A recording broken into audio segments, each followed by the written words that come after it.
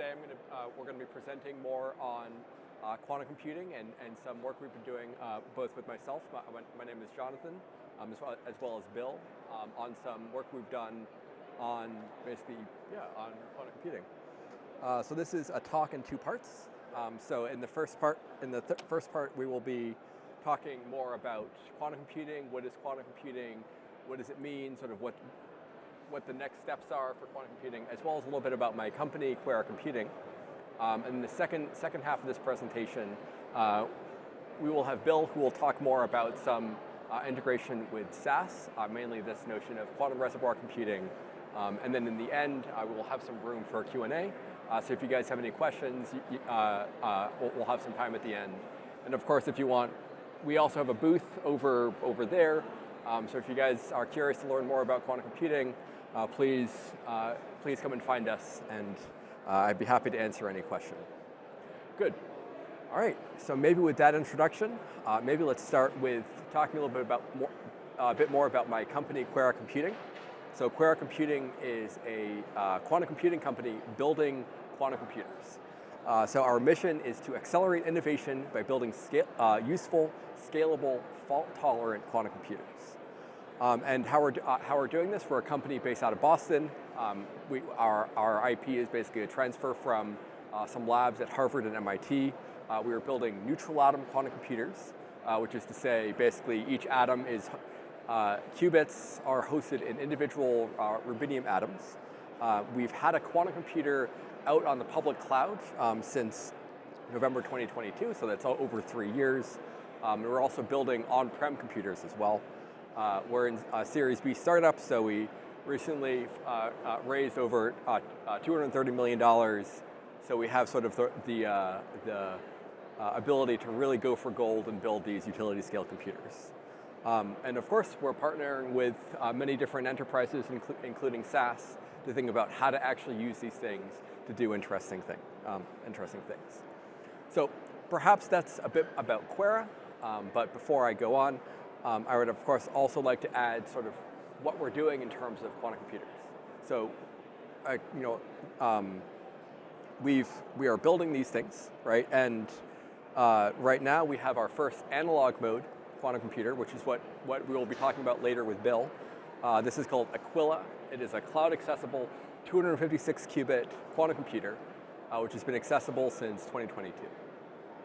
This has basically done a lot of very cool science. It has over 50 papers, and continues to be doing interesting R&D projects. The next is this digital mode device, which we call Gemini, which is a similar number of qubits, 260 qubits. This is a gate-based computer, which is a slightly different modality, which is integrated with a supercomputer in Japan. I'll add a bit more about this later.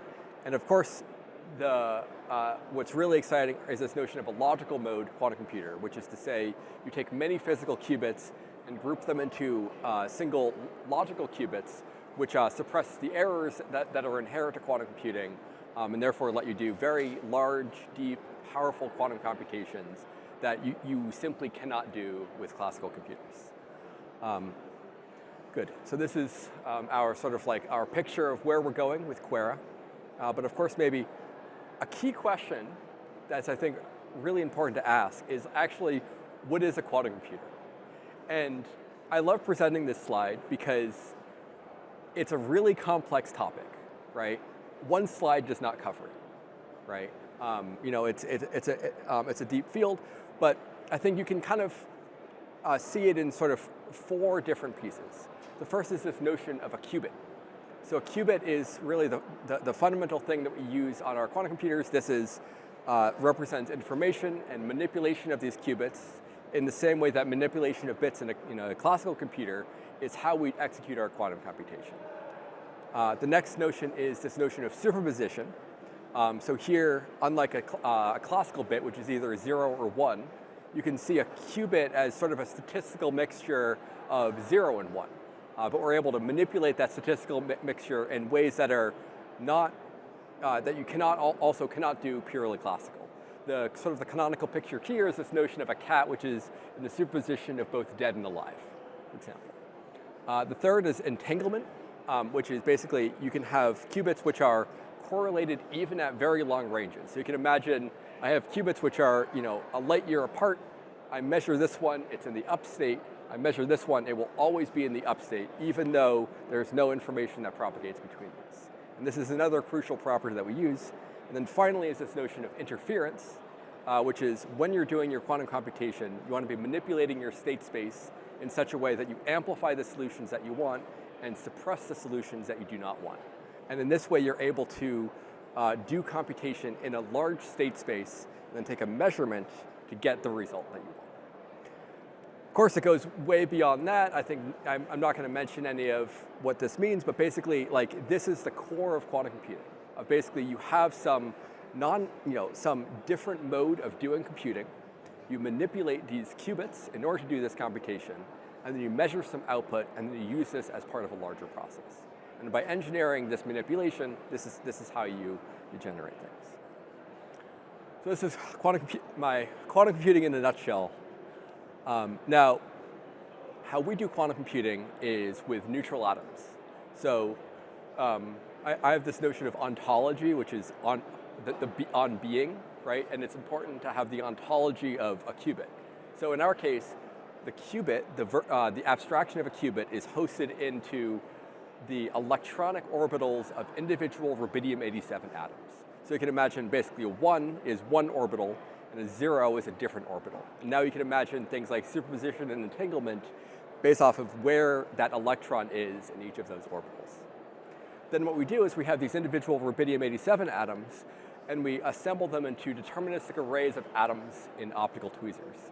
So in this case, basically each one of these individual atoms, or each one of these individual dots is an individual atom, right, which we're able to image.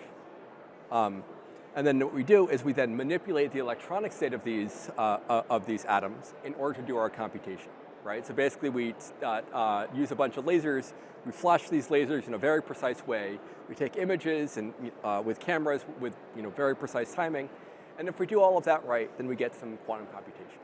And this is what we do with Aquila, of course, and also our next generation computers as well. So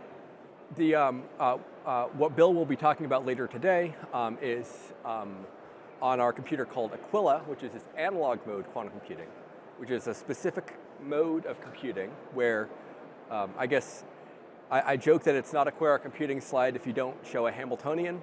So this is basically the Hamiltonian of our quantum computer. This describes the evolution, basically, your quantum evolution of your system. This is a non-universal way of doing computing, but nonetheless, it still lets you do interesting science, and it still lets you explore quantum phenomena.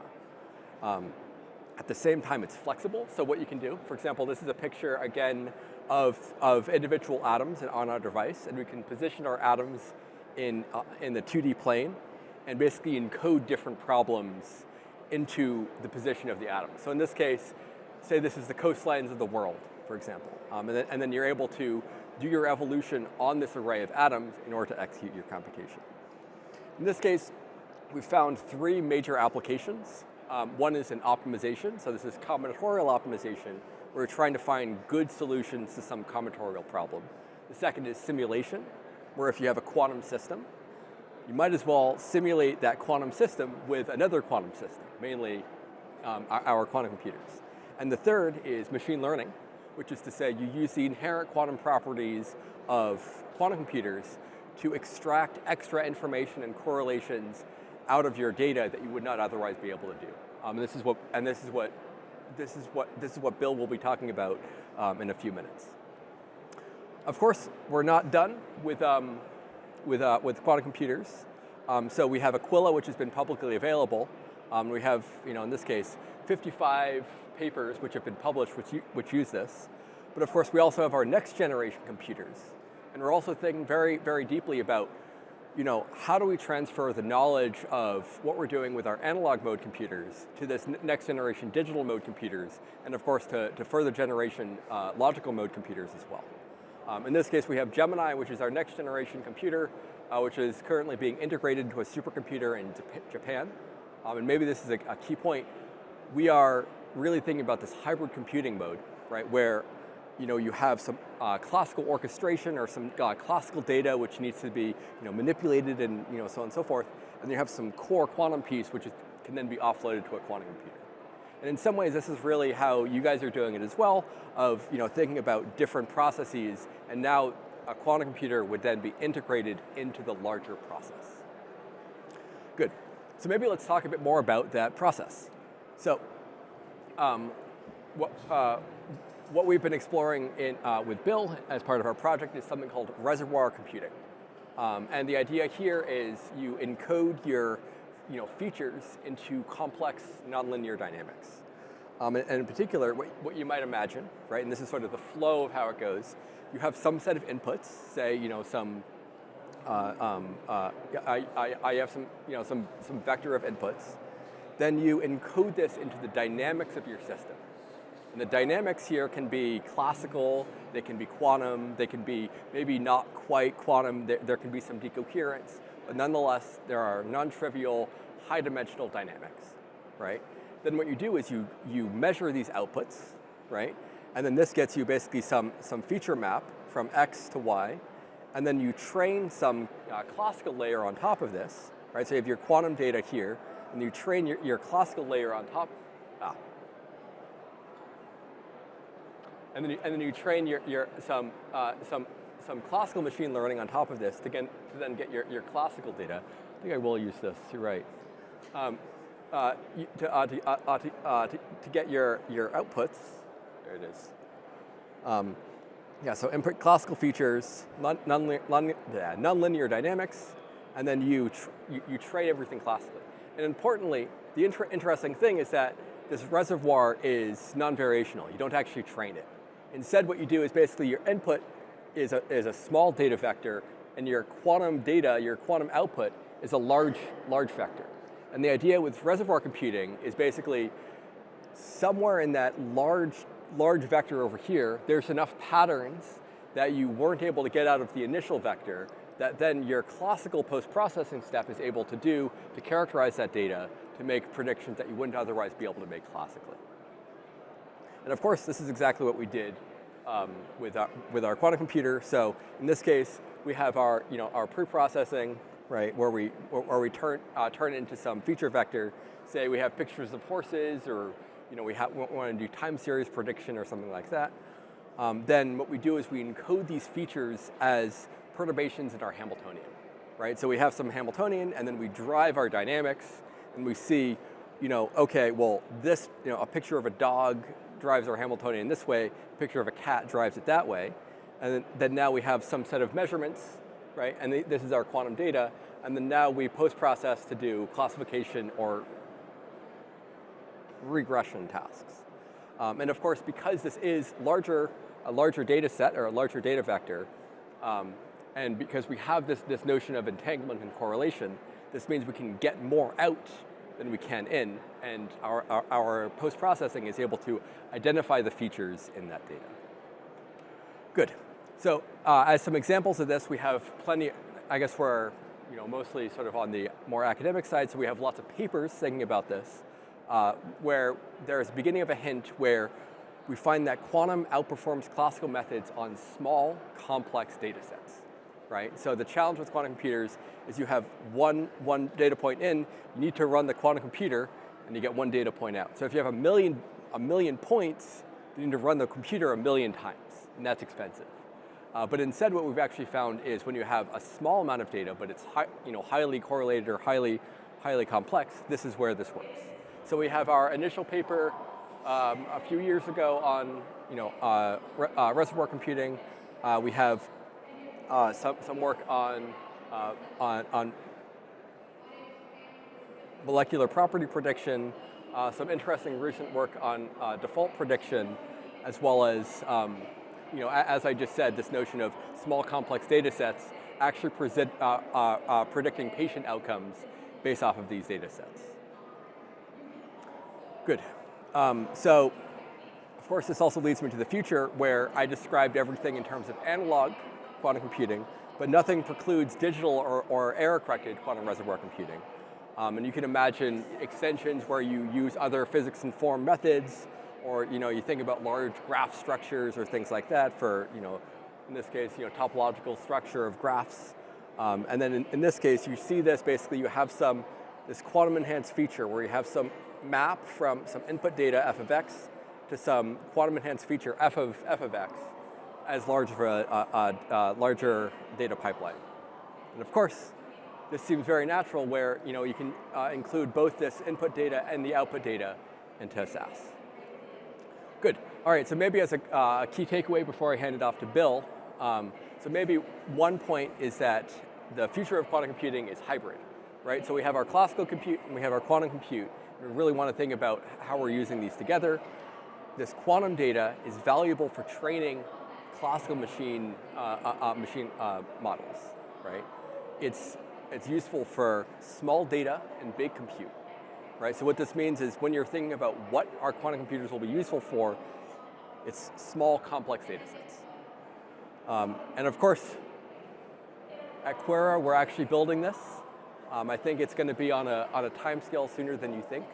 And I think the challenge, which is upon all of us now, is how can we prepare today so that in that 5-year time scale, when we do have these utility scale computers, we can be ready for that.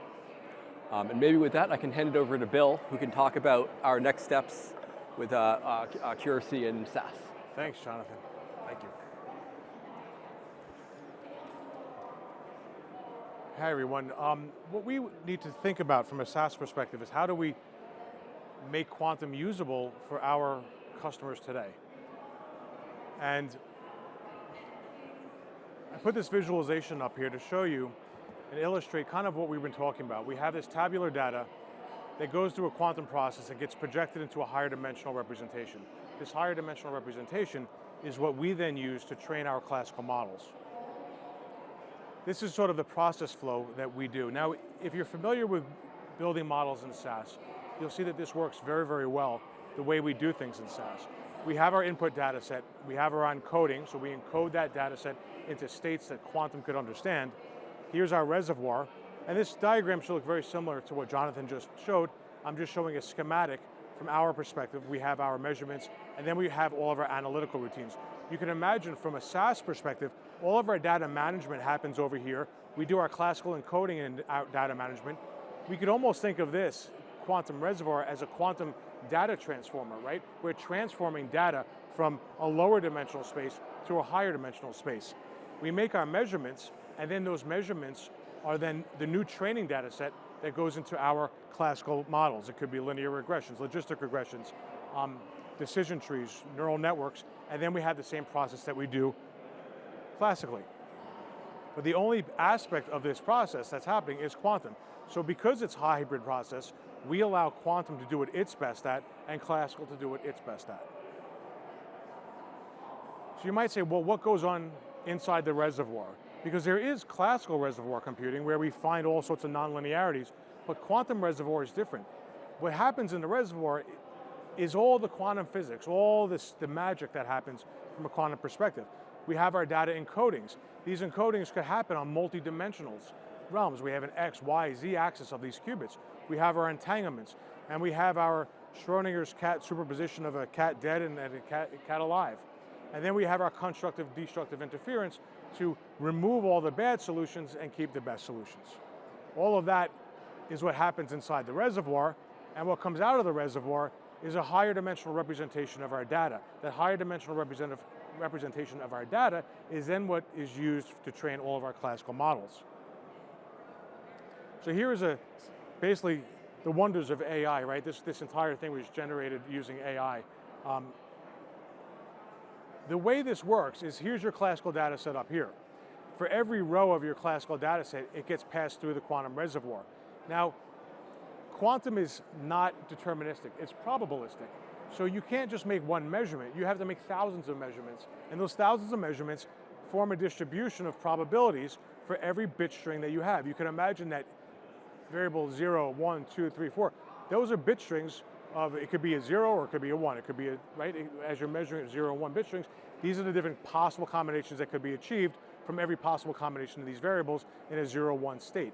Every row gets put through the quantum reservoir, it's run through, measured 1,000 times in this case, and then it's output to the output data set. This output data set, if you notice the column headings, are no longer the x0 to x5, they're the bit strings. Each row is the probability derived from running it 1,000 times. So you get an output data set of bit strings and probabilities for every row of data. So you wind up, the end result is a data set with the same number of rows as your original data set, but from a column perspective, it has 2 to the number of qubit columns. And then this data set, this new quantum transform data set, is then pushed through all of our machine learning algorithms, and we pick the best one. We could create ensemble models, so on and so forth. This is some, when we first went down this path, we're like, well, let's do some tests, right? These are some preliminary tests that we did on generated data, on data that we've downloaded from openml.org, so you can download the data yourself, on colon cancer, breast cancer, and lung cancer. And we looked at a very simple classical model. It was a ridge regression to get a ballpark figure of how we did. And in this case, on generated data, the QRC, or the data, the quantum reservoir in transform data, had a higher AUC than the just running it classically by itself. Colon cancer did about the same. Breast cancer, quantum did better, but lung cancer, classical did better. And this is a real result, right? This is what you would expect. Sometimes quantum does better, sometimes classical does better. It's very highly data dependent. In this case, we use the exact same quantum reservoir, the exact same quantum dynamics across all these different data sets. And as Jonathan mentioned before, the quantum reservoir has to be tuned for the data that you're using. So we're not surprised by this, but the results are good, which led us to go and research this further. This is an example of some financial data. And in this case, it was a much larger data set, and we made it much more complicated. We used classical data, we used quantum data, and we used a combined data set. And I'll get back to the combined data set in a minute. But what we did is we took a look at accuracy, AUC, the F1 score, the precision recall AUC. We looked at various measures. And there was 3 pathways here, right? We run the classical data through each one of these algorithms, logistic regression, ridge regression, and support vector machine, and get these measures of accuracy or precision and recall. We ran it through the QRC, so now we get this higher dimensional representation of the data, this quantum transform data, and then we run it through the exact same classical algorithms, and that represents the green bar. And then what we found is if we take the classical data and augment it with the quantum data, that typically does better than any one by itself. In some cases it doesn't, but you can see the overall trend. The red bar typically does better than the rest.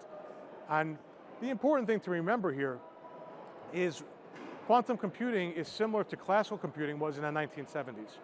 Quantum computers are very powerful, but compared to what they could be, we're back in the 1970s with Commodore PET computers. The mere fact that we're doing very, very well compared to classical algorithms is very good. Once the quantum computer hardware becomes large enough, powerful enough, and is error corrected, then we're going to expect that these scores do much better. The question is, why do it now? Well, the reason why we do it now is we build the plumbing now for when the quantum computers are powerful enough, we're ahead of the game. If we waited until that happened, we would be so far behind the game that it wouldn't even be worth it at that point. So what we find is that when we're dealing with quantum machine learning in general, it's very much a hybrid process. You don't do things in quantum and you don't do things in classical, you combine them when you're dealing with quantum machine learning. All the same rules apply. You have to do all the pre-processing, the exploration, the baselines. You could build your models in quantum, using quantum computers, but without baselines, you don't know how good they really are. But the difference is, this process, you have to follow the process, but the rules are different. And I could give you an example. In classical machine learning, you typically do not want collinearity amongst your predictors, right? That's typically a bad thing, and you want them to be orthogonal, you want to get rid of the collinearity. In quantum, that's not a bad thing, because you could take the correlated variables and entangle them.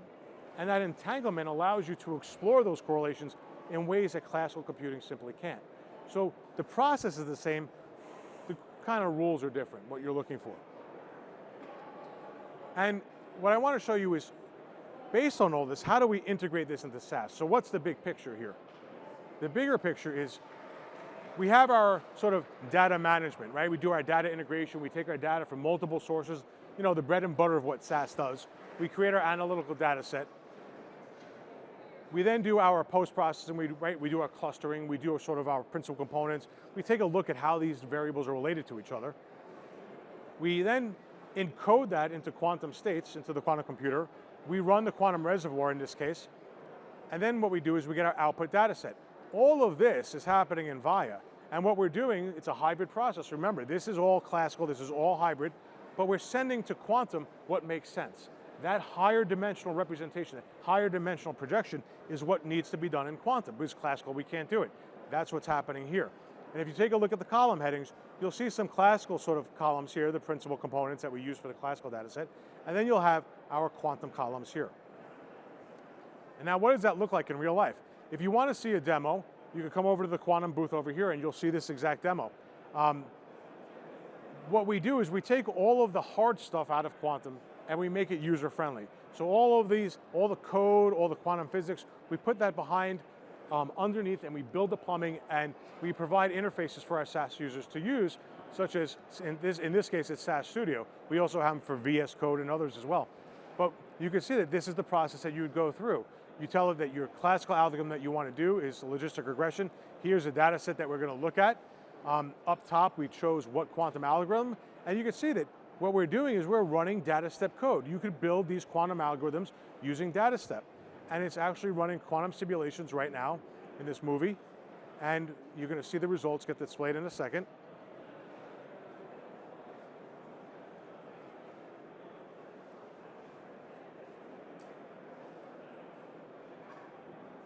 You get your standard SAS log. And then your results are going to be displayed. And these results are going to show you a number of things. Here is when we're talking about digital quantum algorithms, this is the quantum algorithm that gets displayed. This is the result of all the dynamics of the quantum system, the superpositions, the rotations, the entanglements. That is our quantum algorithm. And here are some of the results. So we get an output of the first couple of rows of our quantum data set. Remember, these are all probabilities. We don't have them listed as bit strings because a user wouldn't want to see that. These are our new quantum variables. We have our sort of correlation matrix of our classical variables, and this is important because you're going to see something. You'll see a sort of standard correlation matrix. Now when we show the quantum correlations, it looks different. It's exploring the correlations using the entanglements that we set up completely differently. And then finally you'll have an augmented data set, and again, you get the combination of the best of both worlds. And then in this case, we have our results displayed all the way at the bottom of our QRC, our classical, and our augmented data set. So this is what it would look like to a user. We take the complexity of dealing with the quantum, we take away the need to learn the quantum SDKs, the Python programming, all of that, and we put it through a graphical user interface. And what's the next step?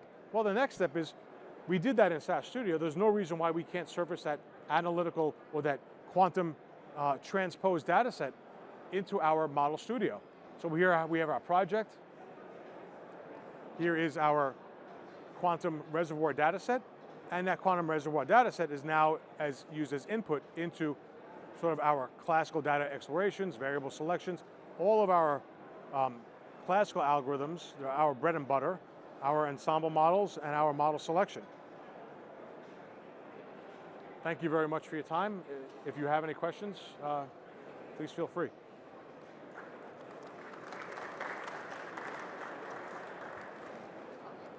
Hi, thanks, Bill. Very much appreciate it. Okay.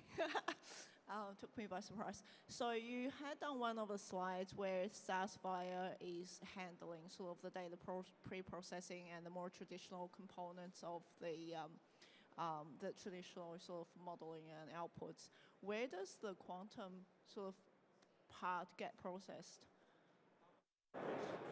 We farm that out to the quantum computer, so that's in the cloud. So we send that part to Jonathan's quantum, the neutral atom quantum computer, Aquera. They do their magic and they send us back the results. And Jonathan mentioned previously in the talk about the quantum computing sort of most suitable for small data and quite heavy computing. Why small data? Like, what's the limitation in terms of the quantity? Yeah, this is a great question. So it's small data because our quantum computers are also... Put your headphones in.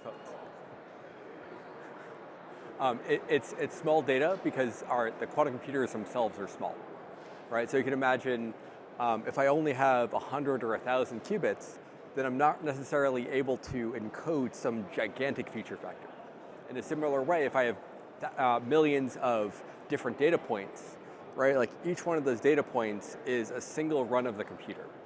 And the cost of these computers ends up being the time of the computer, right? So if you imagine if I have a million points, I don't actually have enough time to run that computer in the age of the universe to run those million points. Yeah. Can you choose how many qubit you want to use when you're doing the quantum computing, or is it sort of a function of how many input variables you've got? So today's quantum computers are limited in the number of qubits, right? So for this analog mode computer, you can have up to 256, right? That's a lot, but also a little, right? So you can choose up to that many. You can think about what your encoding is, either through a physical intuition or through sort of like trying to link your problem to the actual instance. Or for the digital mode, you actually have a lot more flexibility. The game is, of course, now when we have these larger computers, and you do have, say, 1,000 qubits, suddenly you have a lot more room and flexibility in choosing these encodings. This is where it sort of takes it from sort of a final product, more of research, right? But then once we do that research, then it can become something which is part of these workflows.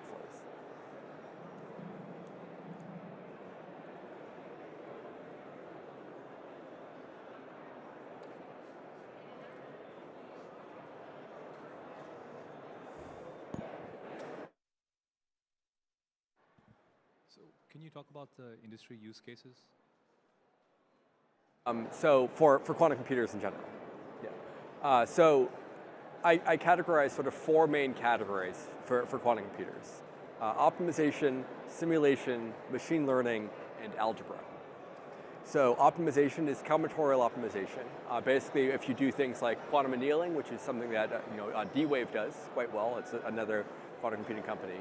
Basically, you might be able to actually outperform. There are some fundamental proofs in quantum computing that show you might be able to outperform classical computers. And this is sort of anything sort of standard to optimization. Think, trying to find, the key one is trying to find the best result or trying to find an ensemble of results. And they're thinking about large constrained optimization problems is where your standard solvers start to choke. And that's where quantum computers can come in, because you can sort of better search this constrained search space. Next application is simulation, and this is actually probably the most natural place for quantum computers to live, because you can imagine I use my quantum computer as a surrogate of another quantum system, right? So for example, if I have some small drug molecule, right, and it's some sort of very active, very quantum molecule, that's actually pretty hard to simulate. But actually, it turns out that this class of molecules is also very useful for drugs, for example. So now you can imagine as part of a drug discovery pipeline, you use your quantum computer to extract properties of small molecules in order to better classify them of this will actually be, this will be a sticky molecule to your target versus this one will be really poisonous versus so on and so forth. The third is machine learning, right? And this is what we talked about today.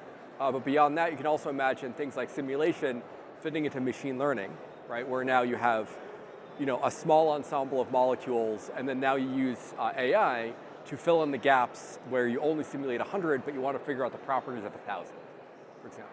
But then also for AI, there's also other, there's several other methods similar to this reservoir computing for machine learning. And then finally, the last one is algebra, right? And this is where I guess the true power of quantum computers comes out. One of the things that really caught the field on fire was this notion of factoring. So if you can take a large number, which is the product of two prime numbers, right? This is the fact that it is hard to factorize that back into those two prime numbers is the basis of modern cryptography. But it turns out you can solve that problem with a quantum computer. So using that algorithm and similar algorithms for basically large pattern finding and sort of this hidden subgroup problem ends up being one of the other key use cases. and beyond just factoring, these sorts of algebraic problems for things like topological data analysis can also fit back into simulation, machine learning, and optimization as well. Hopefully that answers the question. That was very in-depth.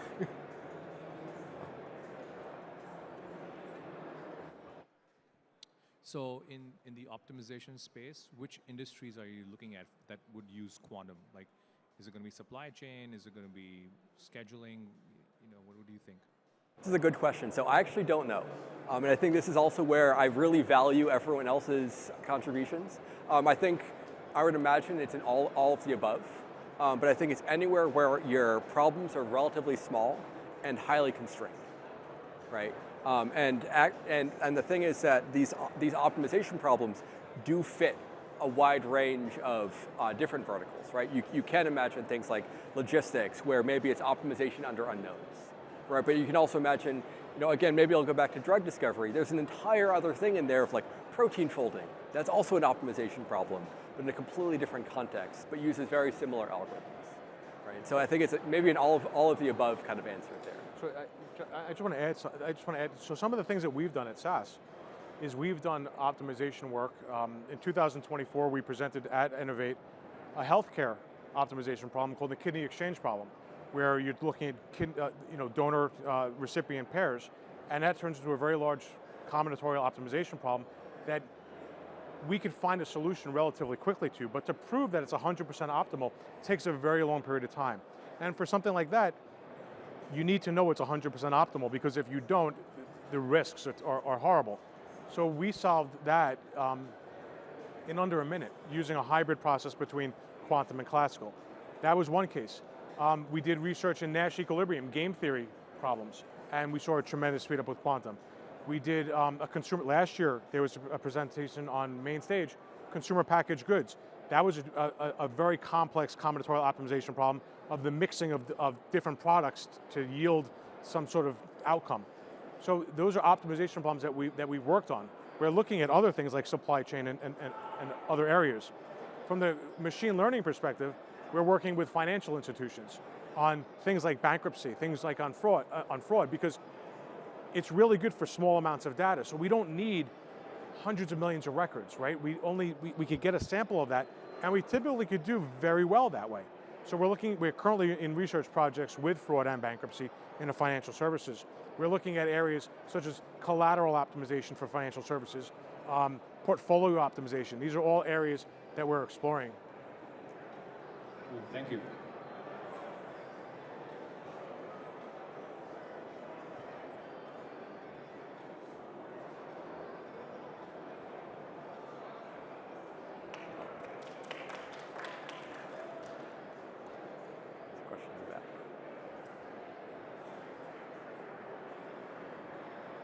Thank you, great presentation. If people want to access your Quora on the public, what's the process? And then is SAS opening their quantum reserve for people to try out? So I'll speak to the SAS part, and our quantum sort of product will be available in VIA. And we're looking at Q4 for that availability. And if you come to the booth, you'll see that sort of demonstration. Our product manager is there, but it will be an add into VIA where you could build your quantum algorithms. You could use pre-created quantum algorithms. And it's the name of the product is called the SAS Quantum Lab. And that Quantum Lab is really an environment that you could start playing around with and learning quantum. And then I'll let Jonathan mention how to. Sure. Yeah, so it's publicly accessible. So if you have if you have an Amazon Web Services account, it's a particular service called Amazon Braket. And there's actually many different kinds of quantum computers which are available, one of which is our quantum computer. Can you hear me? Okay.